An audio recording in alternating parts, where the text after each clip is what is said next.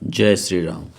मित्रों, मैं इस भाग में हनुमान जी और अहिरावण के युद्ध के बारे में बात करूंगा। ये छोटा सा कथा है हनुमान जी और अहिरावण के युद्ध के बारे में। जब श्री राम और रावण का युद्ध हो रहा था और युद्ध जब लगभग अंतिम चरण में पहुंचने वाला था और श्री राम की जीत होने वाली थी, तो रावण घबरा गया क्योंकि उसका मेघनाद और कुंभकर्ण का वध हो चुका था। इससे घबराया हुआ रावण अहिरावण को आवाहन किया। अहिरावण पाताल लोक का राजा था और उसका मित्र था। कुछ लोग कहते हैं वह उसका भाई था।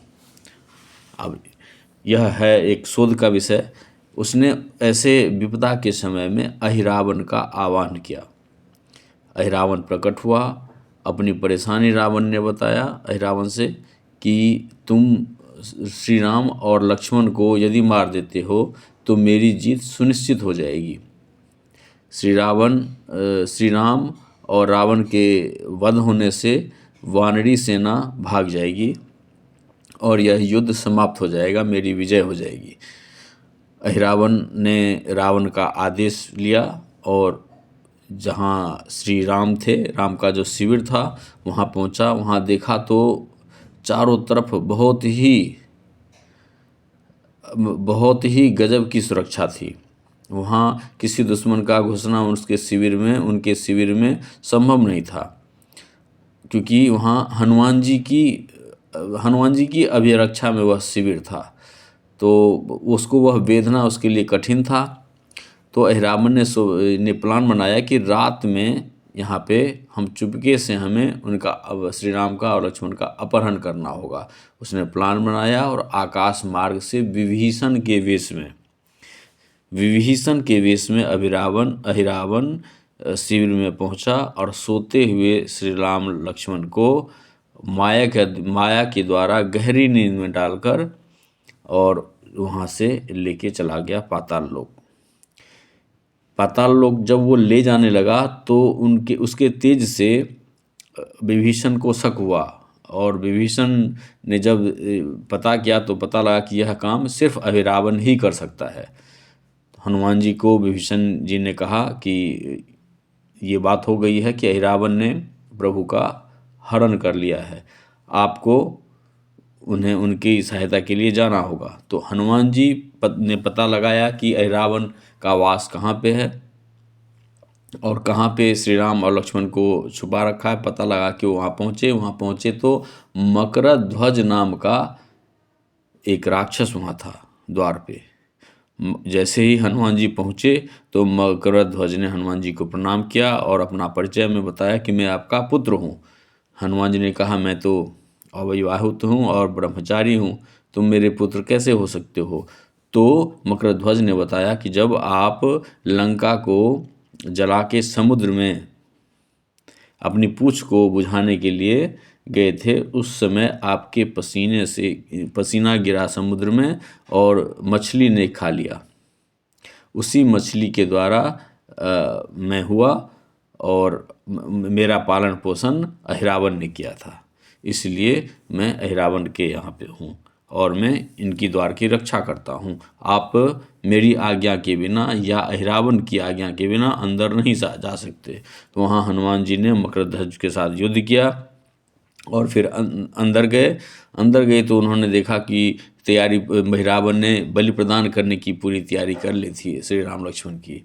और वहाँ पे एक देवी थी, देवी के पांचों तरफ 5 दीप जल रहे थे। जब अहिरावण को हनुमान जी ने बोला कि अब इनको छोड़ना होगा तुम्हें, क्योंकि मैं इनके सुरक्षा के लिए आया हूँ, तो अहिरावण ने अट्टहास करके बोला कि तुरंत ही इसी क्षण इन दोनों का वध करके मैं देवी माँ के चरणों में अर्पित करूँगा, इससे मुझे और बड़ी सिद्धि मिलेगी।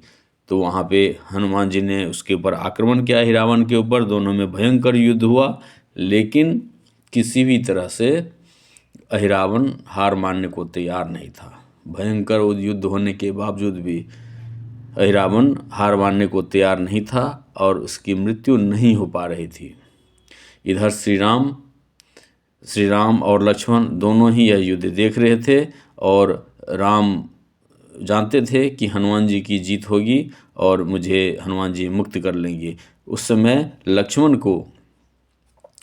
लक्ष्मण को श्री राम ने बोला कि हनुमान जी, मुझे देवी माँ की, ये जो सामने देवी माँ है जिसकी रावण पूजा करता था, इनकी देवी माँ में भी मुझे हनुमान जी नज़र आ रहे हैं, तुम इनकी आराधना करो, हम भी इनकी आराधना कर रहे हैं।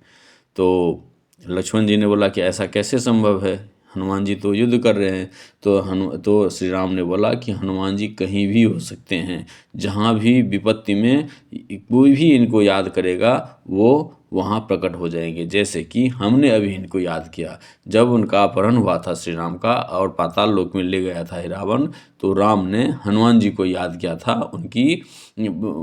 उनसे सहायता मांगी थी, तो हनुमान जी वहाँ पे प्रकट हुए थे। फिर उस युद्ध में जब अहिरावण का वध नहीं कर पा रहे थे हनुमान जी, तो उन्होंने ध्यान के द्वारा यह ध्यान किया और पाया अपनी मायावी शक्तियों के द्वारा कि जब तक ये पांचों दीप एक साथ नहीं बुझ जाते तब तक इस अहिरावण का वध मुश्किल है। उन्होंने देवी माँ की आराधना की और देवी माँ की मूर्ति में प्रवेश कर गए और उन्होंने फिर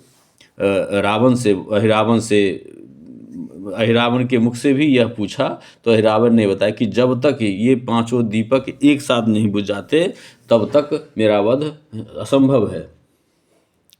और एक साथ पांचों दीपकों का बुझना बहुत ही मुश्किल था, क्योंकि उसकी रक्षा उसके और जो सहचर थे वह कर रहे थे।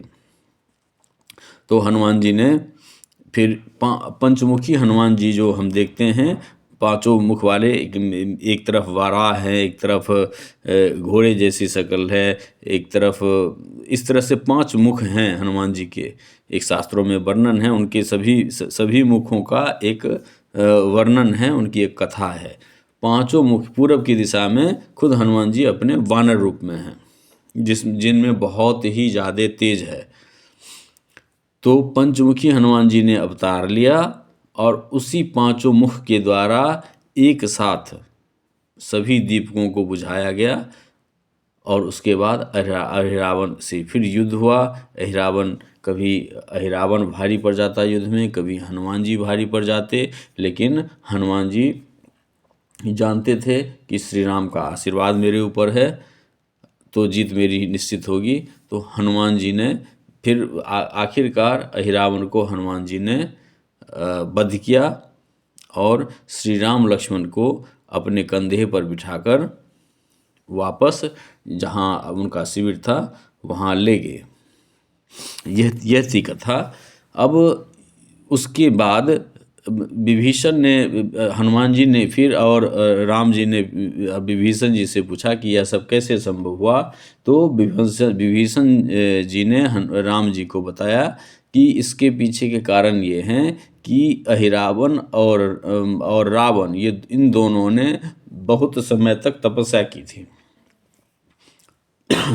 तपस्या करने के बाद रावण को लंका का राज मिला था और अहिरावण को पाताल लोक का राज मिला था, और वह पाताल का एक स्वतंत्र राजा है, लेकिन वह रावण का मित्र भी है। तो इसलिए वह रावण कभी भी उसके काम में हस्तक्षेप नहीं करता है, लेकिन जब भी रावण को कोई विपदा आती है तो अहिरावण रावण की मदद करने जरूर आता है। तो इसलिए जब कुंभकर्ण और मेघनाद का वध हुआ तो रावण ने अहिरावण को आह्वान किया होगा और रावण आके और फिर आपके अपहरण करने की या आपके वध करने की योजना अहिरावण ने बनाया होगा। इस तरह से आपका अपहरण हुआ। लेकिन हनुमान जी की कृपा से आप दोनों सुरक्षित हैं। श्री राम ने विभीषण जी से कहा कि जहाँ हनुमान जी हैं वहाँ कोई विपत्ति आ ही नहीं सकती। जो हनुमान जी का स्मरण करेगा उसकी सारी विपदाएं दूर हो जाएगी। जय श्री राम।